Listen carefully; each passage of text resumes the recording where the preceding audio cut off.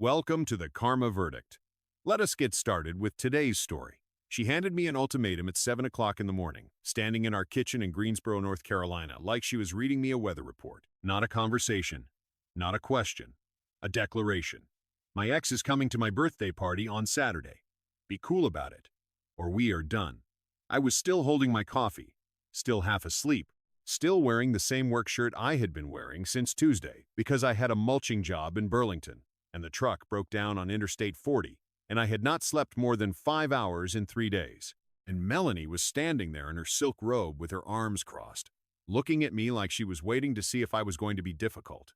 I set down the mug, I looked at her, and I said, "I will be very cool." She smiled. She actually smiled, like she had won something. She had no idea what she had just given me permission to do. My name is Travis Calloway. I am 41 years old. I run a landscaping company called Calloway Green out of Greensboro, and I have been building it from nothing for 11 years. Before that, I was a groundskeeper at a golf course out in High Point.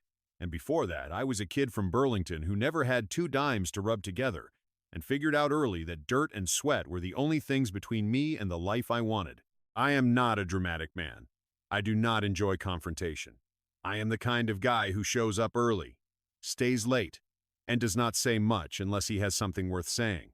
My employees will tell you I am fair. My clients will tell you I am reliable. My neighbors will tell you I wave when I drive by. But what happened at Melanie's birthday party last Saturday? In our house, in front of her friends, her sister, her coworkers, and the man she had the nerve to invite, that was the most deliberate, calculated, quietly devastating thing I have ever done. And I want to tell you every single detail of how I got there, because this story did not start with an ultimatum on a Tuesday morning.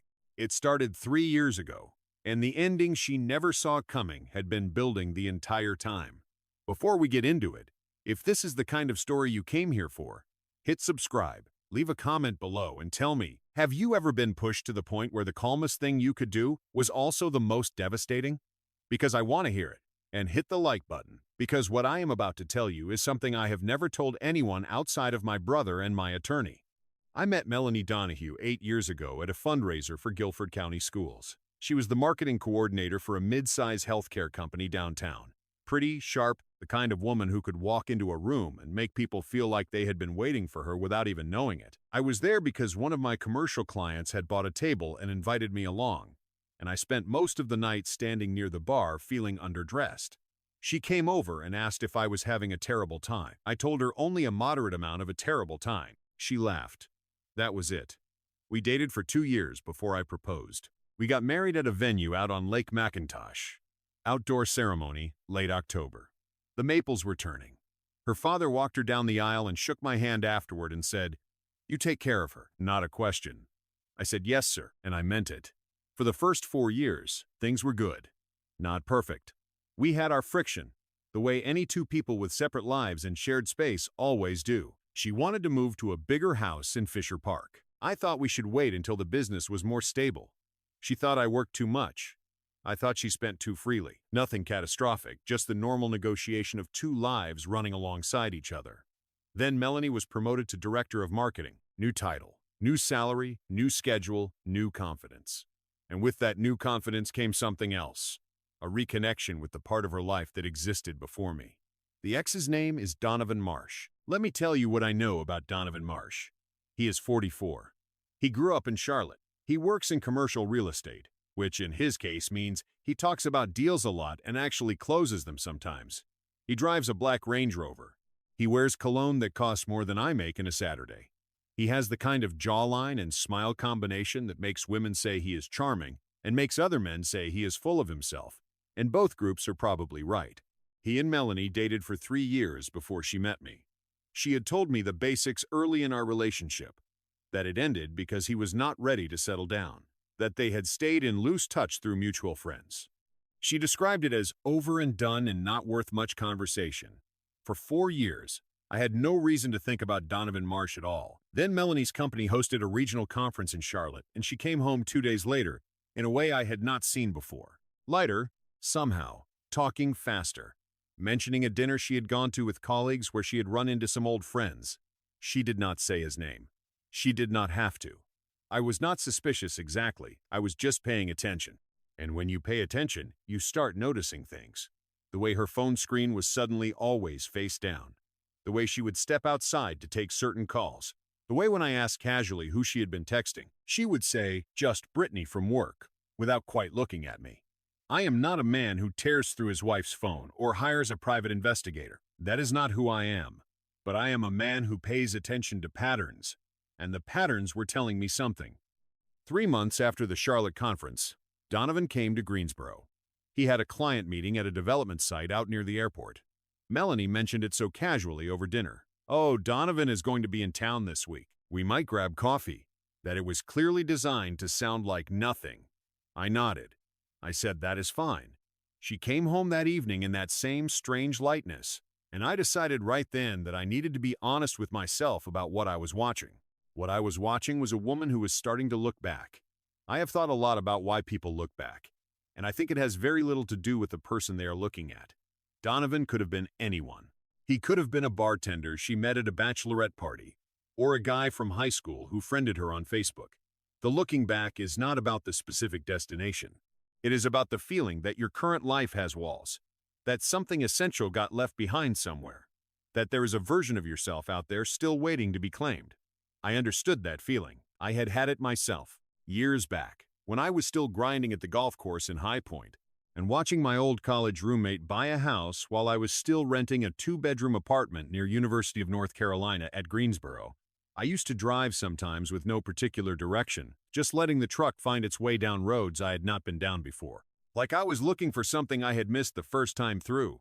What I found eventually was that the looking back only stops when you decide to be fully present in the life you have actually built. Some people make that decision. Some people do not. The difference, I have come to believe, is not about the life. It is about the person, not necessarily leaving, not necessarily doing anything wrong, but looking back, the way people do when they start feeling restless in the life they have, and the life they left starts to glow in their memory. I did not blow up. I did not make ultimatums. I did what I have always done when I face a hard situation in business or in life. I got very quiet. I paid very close attention, and I started making decisions with the end in mind. The end I had in mind was not the one she was steering toward. Over the next 6 months, I had 3 conversations with Melanie about how I was feeling. Not fights, conversations. I told her that I felt like she was pulling away, that something had shifted and I did not know how to reach her. Each time she reassured me. She said I was overthinking. She said she was just busy with the new role. She said we were fine. She kept saying we were fine. And every time she said it, she made less eye contact than the time before. The last conversation was in November. We had gone to dinner at Crafted downtown on Elm Street, a place we used to go every anniversary. I had told her that I needed us to talk, really talk, about where we were headed. She had her second glass of wine before I finished the sentence. And then she said something that I have turned over in my mind 100 times since. She said, "Travis, I love you, but sometimes I feel like I married the safe choice." I did not respond right away. I looked at the table. I looked at my hands. I thought about 11 years of working before sunrise in the summer heat of Greensboro, because I was building something I was proud of and wanted to share with someone I love. I thought about the house we bought together, the vacations we took, the way I sat with her through her mother's surgery for 4 days without leaving the hospital. I thought about what it meant to be someone's safe choice. Then I said, "That is good information," and I signaled the waiter for the check. She tried to walk it back. She said she did not mean it like that, but we both knew she did. That was November. Her birthday is in March, the birthday where she informed me at 7 o'clock in the morning over coffee that the Donovan Marsh was going to be in attendance, and I was expected to behave myself. Between November and March, I had been doing some quiet reconstruction of my own life. I called my brother Owen, who lives over in Durham and runs a financial planning practice. I told him the truth about where things stood. He listened without interrupting, which Owen never does unless something serious is going on. And then he said, "How long have you been waiting to have this conversation?" I said I was not sure. He said, "Get your paperwork in order, not because you have decided anything, because a man who knows his own numbers has options." I did what Owen said. I met with an attorney named Sandra Pierce, a family law attorney with an office on North Elm Street. I did not file anything. I was not ready for that. I just wanted to know where I stood. What was mine, what was shared, what a split would look like if it came to that. She walked me through it clearly. She was calm and specific and made me feel like I was handling a business problem, which was exactly what I needed. I left her office feeling not lighter exactly, but grounded, like I could see the whole board. I also quietly rerouted several of my business accounts and spoke to my accountant Ray about structuring Callaway Green in a way that clarified what was personal and what was business. Nothing deceptive, nothing hidden, just clean. Clear lines that had been blurry for years because I had been operating on trust without documentation, which is the kind of thing you do when you are certain your life is permanent, and stop doing when you are not. And I started making changes in my daily life that were so small Melanie probably did not even register them. But that together added up to a man who was quietly, incrementally, becoming someone who did not need her approval to feel okay about himself. I started running again. Every morning at 6 o'clock around the Latham Park Loop. I started calling Owen once a week. I had dinner with my old crew from the golf course days. Guys I had let drift away over the years because Melanie always found them rough around the edges. I started reading again, something I had not done regularly in years. Just sitting in the backyard on a Sunday morning with a book and a cup of coffee, not filling the space with noise. Some of those changes were practical. Some of them were just about remembering who I was before I had spent years quietly reshaping myself around someone else's preferences. You do not notice it happening real time. You make small adjustments, one at a time. You stop calling that friend because she does not like him. You stop spending Sunday mornings the way you used to because she prefers brunch. You stop talking about your business struggles because the conversation always seems to land on how stressed it makes her. Each adjustment is small. Together, they add up to a version of yourself you barely recognize. One morning in February, I was running the Latham Park Loop, and I passed the pond at the south end of the trail where I used to fish as a kid when my uncle lived nearby, and I felt something open up in my chest, like a window had been unlocked that I had not even noticed was closed. I kept running. I thought about the kid who used to fish in that pond. I thought about the man I had become. I thought about whether that man would recognize himself if he looked hard enough. I was not plotting revenge. I want to be precise about that. I was becoming the version of myself that had existed before I spent years trying to be who Melanie needed me to be. And then, the birthday came. The party was set for Saturday afternoon. Melanie had rented out the back of a wine bar on Spring Garden Street called the Vine Room. About 30 people, her co-workers, her girlfriends, her sister Kayla, and Kayla's husband. A couple she and I had been friends with for years named Phil and Andrea. Nice group. I knew most of them. I liked most of them. I had been involved in the planning because that is who I am. I had paid for the venue deposit. I had arranged for the cake from Maxie's Bakery on Walker Avenue, Melanie's favorite. I had coordinated the floral arrangement with a friend who runs a shop on Battleground Avenue. I had done all the things a husband does when his wife has a birthday. The morning of the party, I got up early. I made breakfast, eggs and toast and fruit the way Melanie likes it. I left it on the counter with a card I had written by hand. Then I went out to run. When I got back, she was in the kitchen in her robe reading the card. She looked up and said, "Thank you." Genuinely, and for just a moment, she looked like herself before everything changed. I nodded. I went to shower. At 2 o'clock in the afternoon, we drove over to the Vine Room together. I helped carry things in. I talked to Phil and Andrea when they arrived. I got Melanie's sister a glass of champagne. I was, in every measurable way, a perfectly attentive husband. Donovan arrived at 4 o'clock. I saw Melanie's face change from across the room. Lit up, not the way a face lights up when an old friend walks in. The way a face lights up when someone you have been waiting for finally appears. He was what you would expect. Tall, well-dressed, that smile. He came in, and the room shifted slightly around him, the way rooms do around people who are accustomed to being the center of attention.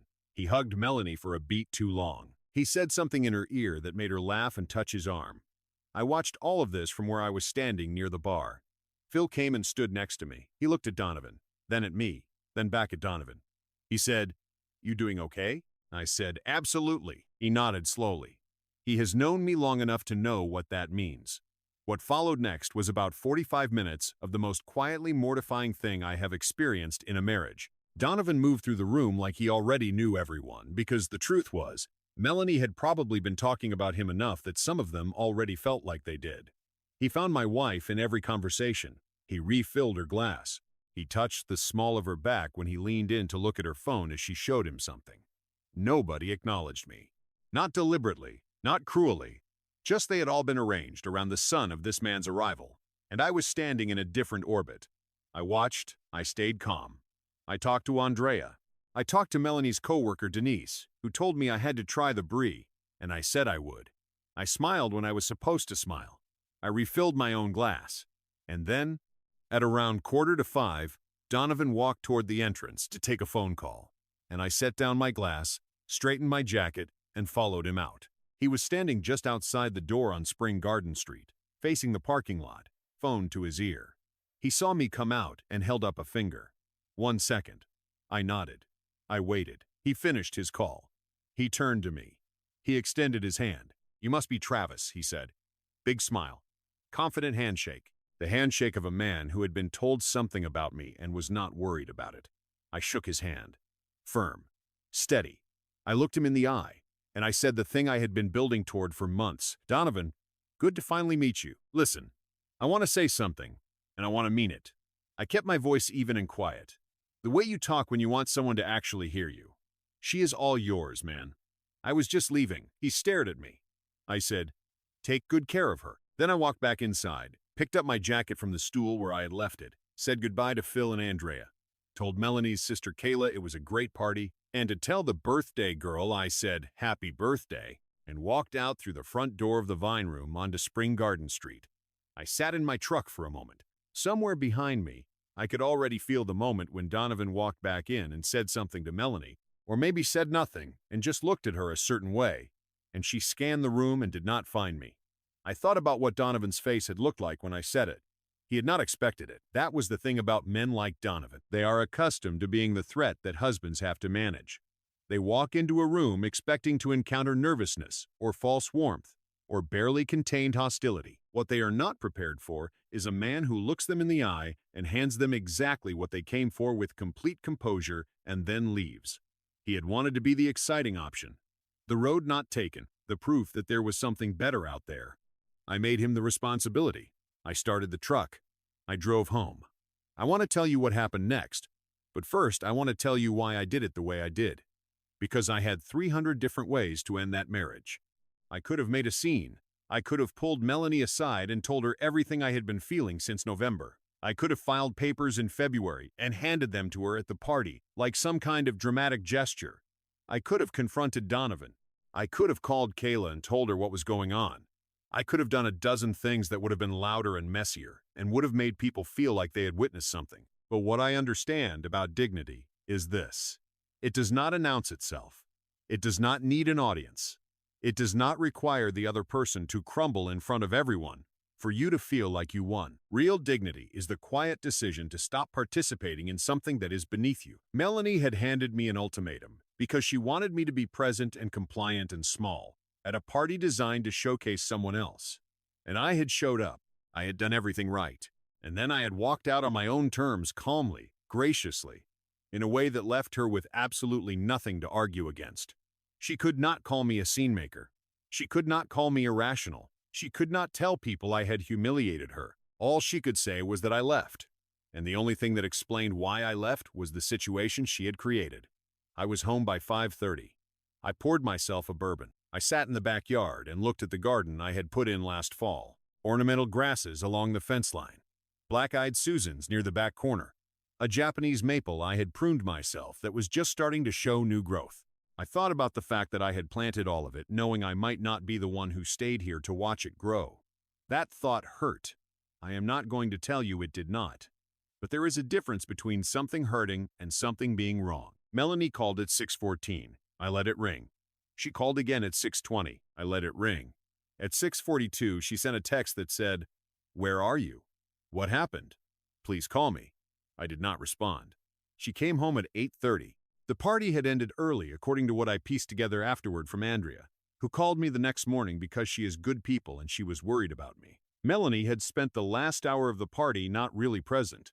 Donovan had left relatively soon after I did, and the energy of the room had collapsed in a way nobody could quite explain or recover from. Melanie walked in the back door and found me sitting at the kitchen table with a glass of water and my phone face down in front of me. She looked like she had been crying in the car. She said, "Why did you leave?" I said, "I told you I would be cool." I was very cool. She said, "Travis, that is not what I meant." I said, "I know what you meant. I want to make sure you know what I meant." What followed was a 2-hour conversation that I am not going to reproduce in full, but I will tell you the shape of it. She cried. She said she had not done anything wrong. I said I agreed with her. She had not done anything I could point to and call wrong. I said what I could point to was a marriage that had been declining for 18 months while I tried to address it, and she reassured me everything was fine in a birthday party where she had invited her ex-boyfriend and told me to behave myself, and that taken together, these things told me something I needed to listen to. She asked if I was ending our marriage over a birthday party. I said no. I am ending it over November, over 3 conversations where I told you I was losing you, and you told me I was imagining things. I am ending it because you told me I was the safe choice, and you did not take it back when you had the chance. I am ending it because we both already know where this is going, and I would rather leave with my self-respect than stay until you make it official. She said Donovan was not what she was looking for. She said she did not know what she was looking for. She said she needed time to figure that out. I said I understood that. I said I genuinely hoped she found it. She said, "I do not want a divorce." I looked at her for a long moment and I said, "I know you do not, but I do." I moved out 3 weeks later. I am staying with Owen in Durham temporarily while some things are sorted out. Sandra Pierce has been thorough and fair, and I have nothing but respect for the way she has handled this. The business is mine, structured cleanly, documented clearly, the way it should have been years ago. The house will need to be sorted, but we are both being adults about it, which is more than I expected and something I am grateful for. Donovan, for what it is worth, is apparently no longer in the picture. Melanie's sister, Kayla, called me 2 weeks after the party. She got my number from Andrea and she said she wanted me to know she thought I had handled everything with more class than anyone in that situation deserved. She said Donovan had called Melanie twice after the party and then stopped, which is what men like Donovan do when the complication becomes real. She said her sister was a mess. I told Kayla I was sorry to hear that. I meant it. I was genuinely sorry for Melanie's pain. Ending a marriage is not a victory. There is nothing fun about standing in your own kitchen telling the woman you married that you want a divorce. I do not recommend it. I do not celebrate it. But I tell you this, the morning after that conversation, I woke up early. I made coffee. I sat on the back steps of Owen's house in Durham, and the sun was coming up over the tree line. And I felt something I had not felt in a long time. Not happy. Exactly. Not relief exactly. Just present. Like I was fully in my own life again for the first time in years. I thought about the morning 3 months earlier when Melanie handed me the ultimatum over coffee and waited to see if I was going to be difficult. I thought about how she smiled when I said I would be cool, like she had won something. She had won a party with her ex in it. A party where I showed up, did everything right, and left on my own terms. A party that ended the moment I walked out, not because I made a scene, but because the one person holding the whole thing together had quietly decided he was done. I was very cool. I kept my word. People ask me sometimes what I would have done differently, and the honest answer is, I do not know that I would change much. I stayed too long, maybe. I had those 3 conversations instead of 1, trying to give something a chance that had already stopped trying, but I am not angry about it. You owe something to a marriage you meant when you made it. I meant mine. I stayed until I was certain there was nothing left to stay for. My company is doing fine. We landed a contract with a commercial property management group in Greensboro last month that is going to keep my crew busy through the fall. I hired a new site manager named Brendan who has got good instincts and shows up when he says he will, which is all I have ever asked of anyone. I am running in the mornings. I am sleeping the way a man is supposed to sleep. Some mornings I drive through Greensboro on my way to a job site, down Elm Street past Crafted, where Melanie and I had that dinner in November, out along Battleground Avenue past the flower shop where I ordered her birthday arrangement, up through the neighborhoods where my crews are working, and I see the city differently than I used to. Not heavier, not sadder, just more honestly. Like I am seeing it without the filter of a relationship that had stopped being honest a long time ago. I talk to Owen twice a week now. He keeps asking when I am going to move back to Greensboro permanently and stop being a house guest. I tell him when I find a place that feels right. He says I am being picky. I say that after everything I have earned the right to be picky. He cannot argue with that. I have thought about what I would tell a younger version of myself. The version who was standing at that fundraiser in Guilford County watching a pretty woman cross the room in his direction. I do not think I would tell him not to go through with it. I do not believe in that kind of second-guessing. Every experience I had in that marriage, the good years, the hard years, the slow decline, made me the person sitting here telling this story. I do not throw that away just because it ended. But I think I would tell him this. Pay attention to how someone talks about the life they almost had. Pay attention to whether they are proud of what they chose or whether they carry their choices like a weight around their neck. Because a person who has made peace with their own decisions is the only kind of person you can build something real with. Everyone else is just passing through on their way back to somewhere they left. There is a Japanese maple in the backyard of a house in Greensboro that I planted and pruned and will not be there to watch grow. That still bothers me. Probably always will. Some things you lose and they stay lost. But most things, it turns out, travel with you. Dignity travels. Self-respect travels. The knowledge of who you are when someone tests it, that goes everywhere you go. I stood at the door of a wine bar on Spring Garden Street and shook a man's hand and told him she was all his. And in doing that, I took back something I had not even realized I had been giving away for 2 years. Not to him, not to Melanie, just back to myself. That is the whole story.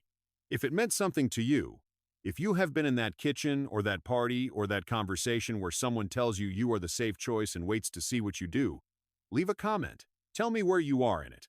I read everyone. Subscribe if you want to hear more. Like this video if it hits somewhere true.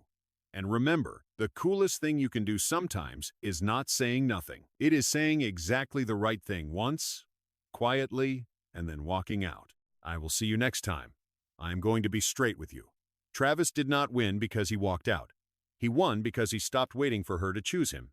And that is the part nobody talks about. We spend years being patient, being understanding, being the safe choice. Like that is something to be ashamed of. Reliable is not boring. Loyal is not weak. And the moment you realize your worth is not up for someone else to decide, that is when everything changes. Travis did not leave that party in anger. He left with his dignity intact. And honestly, that is the hardest thing any of us will ever do. So, if you are sitting somewhere right now feeling like the person you love is looking past you, hear me. You do not have to perform to be chosen. And if they cannot see that, then like Travis said, she is all yours, man. If you enjoyed this video, please give it a thumbs up and subscribe to the channel to stay updated with our upcoming stories.